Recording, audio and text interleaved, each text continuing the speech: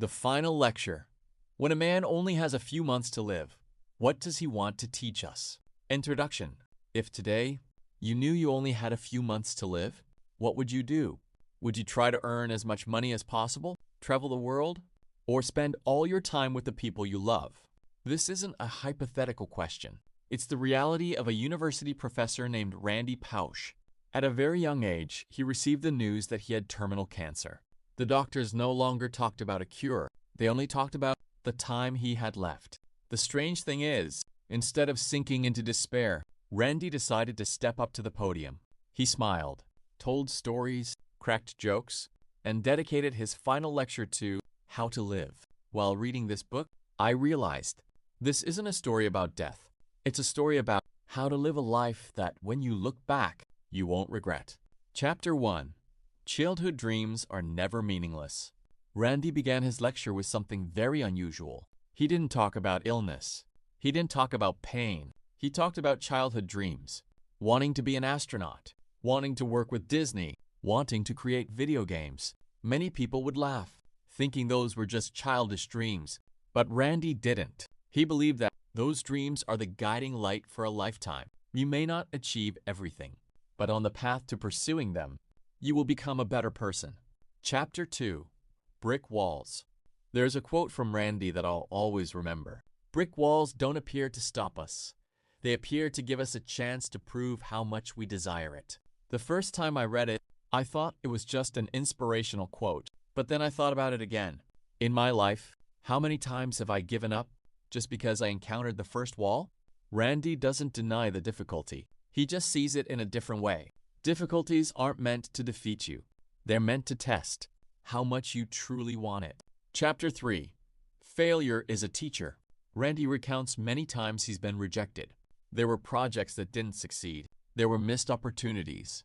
But he never considered it the end. He once said, "Experience is what you gain when you don't get what you want." It sounds simple, but the longer I live, I find it truer. Success teaches us what to do. Failure teaches us what not to repeat. And sometimes, that lesson is more valuable than victory. Chapter 4. Help others reach their dreams. As a professor, Randy doesn't consider his greatest success to be his research. He's proud of helping his students develop. He believes that a good teacher is not the one who stands on the podium the longest, but the one who instills in others the belief that they can do it. Reading this, I suddenly understood. There are legacies not built with concrete, but built with people. Chapter 5. Time is the most precious asset. In the book, Randy talks a lot about time management.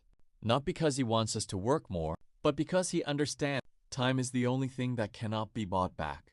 Money lost can be earned back. Opportunities pass by. Sometimes there's always a next time.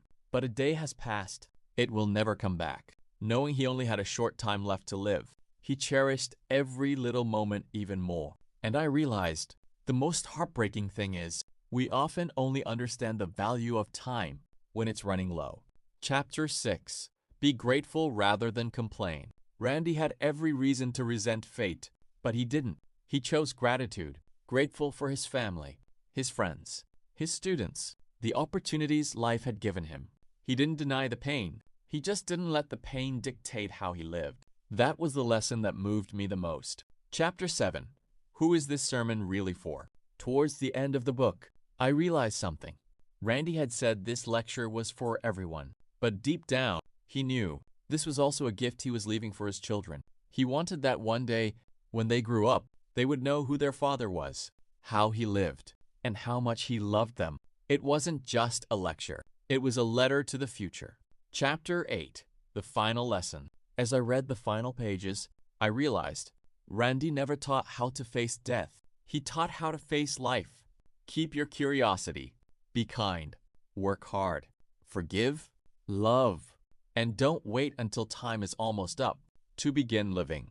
The end. An inspirational message. When I closed the book, I don't remember how much advice I read. What remains is the image of a man who knows his time is running out, but still chooses to smile, still chooses to inspire, still chooses to leave behind hope. Instead of sadness, Randy Pausch couldn't decide how long he would live, but he decided how each remaining day would be lived. Perhaps that's the most powerful message this book wants to convey. We can't control everything that happens to us, but we can always choose how to react. If today you only remember one thing from this book, then remember this. Don't wait for a major event to start appreciating life. Call your parents while you still can. Hug the people you love. Pursue the dreams you've been putting off. Say thank you while you still have the chance. Because none of us know when our last lecture will come. But every day we live can become a lecture. Not with eloquent words, but with how we treat others, with the good things we leave behind. You may not be famous. You may not write books. You may not stand on stage in front of thousands of people, but you can still change someone's life with a word of encouragement, with kindness, or with an act from the heart. Because in the end, what makes a life great is not how long it lasts, but rather, during that time, how much love have you given, how much have you contributed, and how many people have you inspired. And who knows, right after this video ends, you won't just continue reading another book, but you'll get up, call someone you love, start pursuing an unfinished dream, or simply live more fully in the present, because that is the deepest meaning of the last sermon. Please subscribe to the channel to listen to great books every day. Thank you.